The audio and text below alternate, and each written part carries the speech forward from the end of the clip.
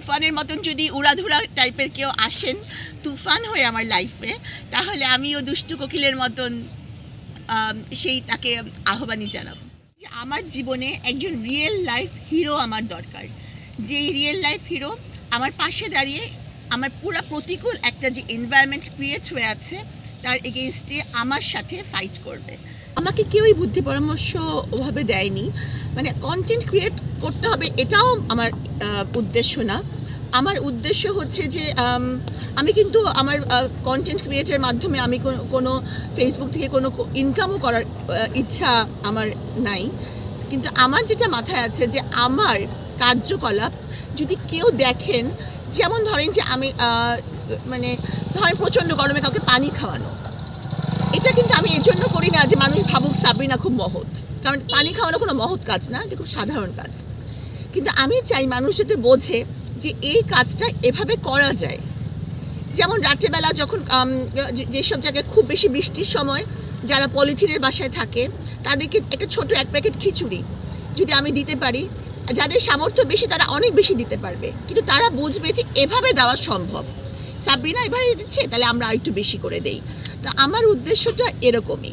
তারপর যেমন গরুর হাটে যাওয়া বা যে কোনো কিছু করাতেই মানে নারীরাও যে গরুর হাটে যেতে পারে বা যাদের পছন্দের গরু তাদের কোরবানিটা তারা কিনে এনে কোরবানি করতে পারেন, মানে আমার প্রত্যেকটা কন্টেন্টের পিছনে একটা ভিউ থাকে যে এইটা করলে মানুষ যাতে সামান্য পরিমাণে হলেও উপকৃত হয়। আসলে কি এটা সত্যি?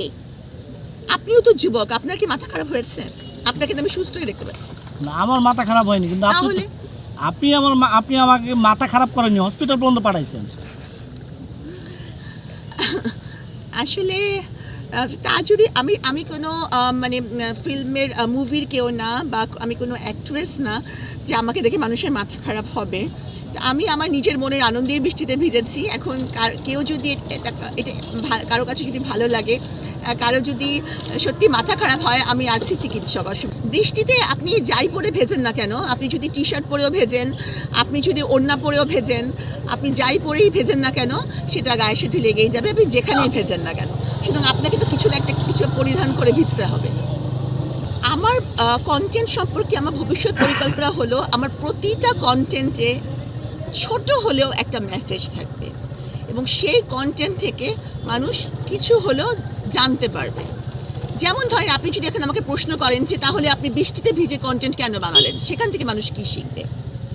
তো আমি এটাই বলতে চাই যে প্রকৃতির প্রতিটা বিষয়, সেটা বৃষ্টি হোক, সেটা জ্যোৎস্না হোক, সেটা সূর্যের আলো হোক, মানুষকে উপভোগ করতে জানতে হবে, শিখতে হবে।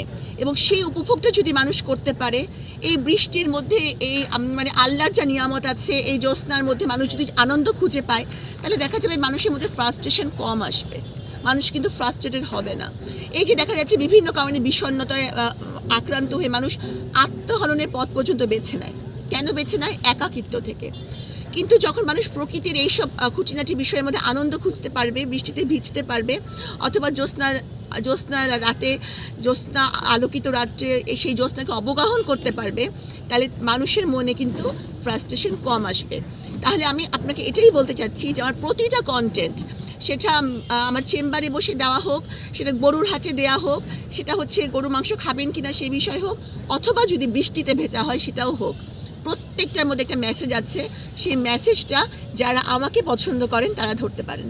আর সাধুবাদ জানাই, তাদের প্রতি কৃতজ্ঞতা জানাই যে এত নেতিবাচক প্রচারণার মধ্যেও তারা আমাকে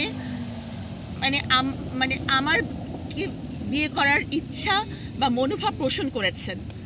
আর আমি সেটাই বলতে চাই, রিয়েল লাইফ হিরোরই সন্ধানে আছি, আল্লাহ যদি মিলিয়ে দেয় তো ইনশাল্লাহ। আমি তো জানি যে আমার ভয়েস নিয়ে লাখো কোটি মানুষ ট্রল করে, তবে কি করব, আমি আসলে আল্লাহ যাকে যা দিয়েছেন সেটা নিয়ে তাকে চলতে হয়। আমি চেষ্টা করি আমার গলাটা ভয়েসটা কিছুটা চেঞ্জ করতে। তবে আমি যদি কুক কুক করা শুরু করি তাহলে এখন সবাই পালাবে, শুধু আপনাদের রাসেল ভাইপারও পালাবে। সবাই পালাবে না, সবাই আগ্রহ ভরে সেই ভিডিওটা দেখবে এবং এখানে কমেন্টে ভালো কিছু বলে যাবে। কারণ হচ্ছে যে সত্যি আমার এমনিতেই তো আমার গলা চরম বাজে, আজকে আমার গলা আরও খারাপ।